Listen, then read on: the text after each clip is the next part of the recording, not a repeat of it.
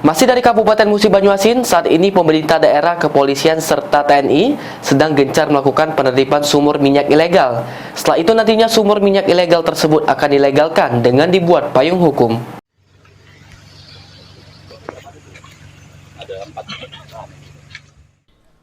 Kapolres Muba AKBP Siswandi mendukung penuh upaya pemerintah Kabupaten Muba bersama Forkopimda yang saat ini tengah berjuang mengajukan regulasi pengelolaan tambang minyak ilegal milik warga, sehingga mendapatkan payung hukum dan tidak menimbulkan dampak hukum maupun dampak lingkungan yang buruk di kemudian hari.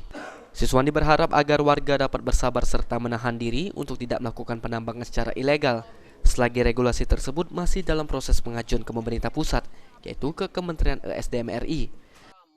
Jadi untuk kegiatan illegal drilling yang selama ini menjadi atensi pimpinan kepada kita, terutama di Kabupaten Musi Banyuasin, kami Forkopimda, dalam hal ini Bapak PJ Bupati, Pak Dandim, kemudian Polres, kami menginisiasi mendorong tata kelola yang baik terhadap penataan sumur-sumur masyarakat yang nantinya bisa menjadi pembahasan di tingkat kementerian terkait.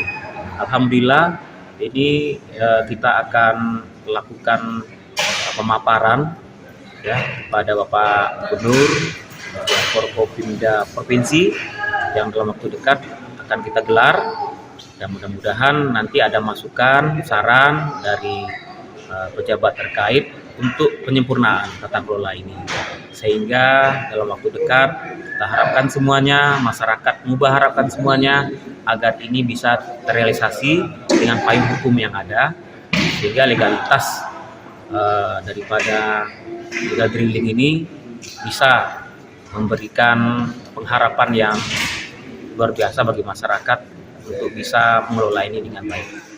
Kapolres juga menghimbau kepada warga agar menghentikan seluruh kegiatan tambang minyak ilegal karena bukan saja melawan hukum namun juga dapat menimbulkan resiko kebakaran, korban jiwa, dan kerusakan lingkungan. Ruzi Iskandar, PAL TV.